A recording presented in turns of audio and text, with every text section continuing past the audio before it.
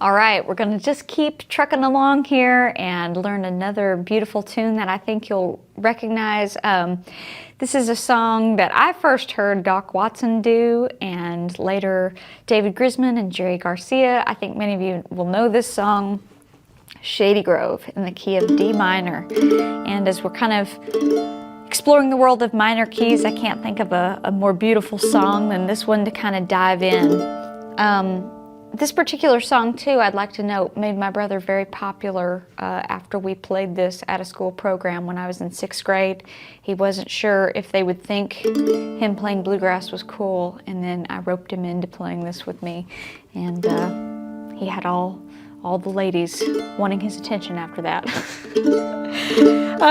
So this song basically uses all of the open chords that we've learned so far, most of them anyway. So we've got D minor now, and again, if you missed my lesson on minor chords, just back up and check that out.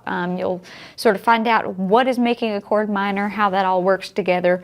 But just to review, we have a 2-finger D chord here. In order to make a D minor, we've got to flat the 3rd. In this case, it's under our middle finger there on the 2nd fret of the E string. We're going to take that F sharp back to F. And everything else stays the same.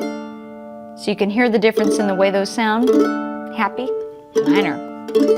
Okay, so the chords in this song are D minor, and then to C, and then back to that D minor. Then we have an F chord. Now we've talked about how to make an F chord when we learned Billy in the Low Ground. You can either do the 2-finger version like this and mute these strings, or get the full sound of the F chord like this, which I know is a little bit of a stretch. Use your pinky if you need to. And then we have an A major that's happening on this song. We talked about how a lot of times that 5 chord will be a major chord when you have a 1-4-5 type progression.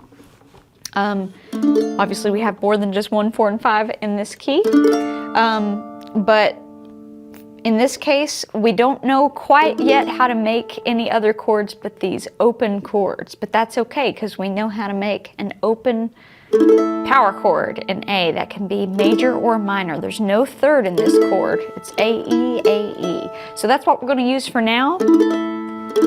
And then when we get into more chordal discussion here in just a little bit, you'll have more options for making these chords any way you really want to. But for now, we'll stick to these really beautiful open chords. So we got D minor to C, back to D minor, to F, to C, to A minor, play that power chord, and then back to D minor.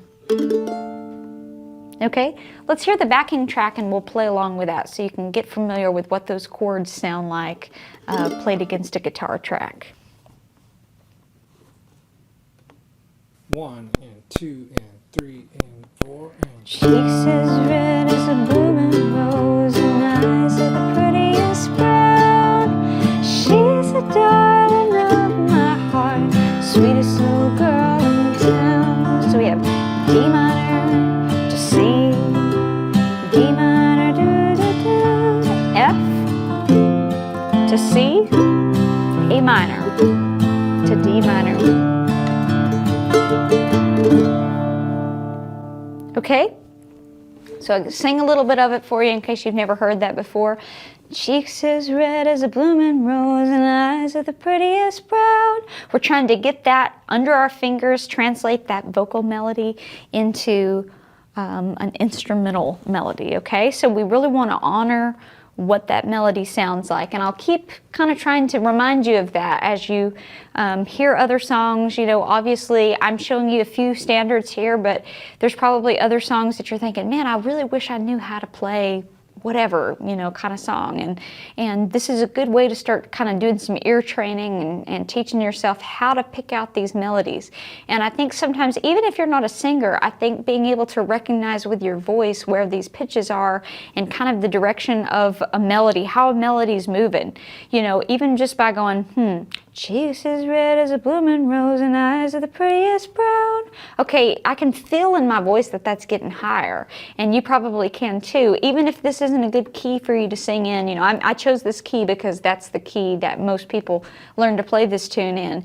But let's just say, you know, similarly, it doesn't sit well in your voice and you kind of go, okay, you know, ooh, I have to get really high on that part. So just that feeling of your vocal moving higher should make you realize, oh, the melody must go higher there as well. So it's the same thing. As our voice moves higher, we need to move higher on the instrument to reflect that melody.